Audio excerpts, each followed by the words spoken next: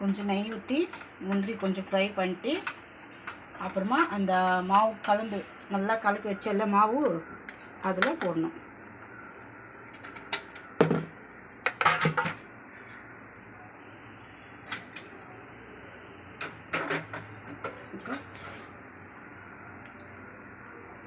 இந்த முந்திரி இதில் போட்டு நல்லா கலக்கணும். கலக்கப்புறமா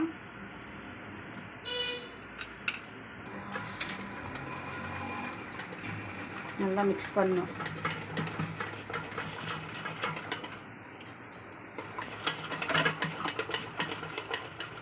மிக்ஸ் பண்ணிட்டுக்கப்புறமா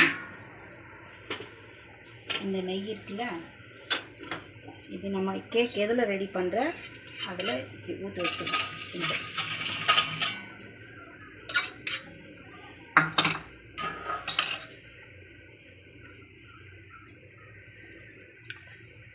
கொஞ்சம் கேக்கு உள்ள ப்ரெஷர் குக்கரில் வைக்கிறேன்ல, அதுக்கோசரம் கொஞ்சம் உப்பு நல்லா சூடு பண்ணிட்டு அந்த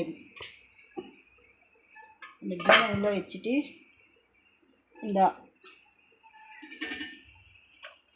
மாவை அதுக்குள்ளே போடணும்.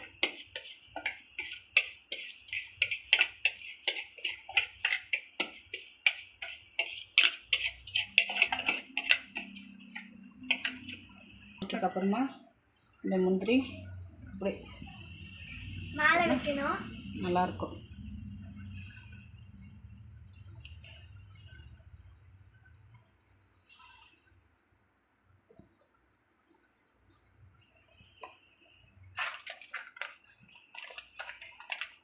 அப்புறம் மூடி வச்சுருந்தோம். 25 to 30 minutes வெயிட் பண்ணணும்.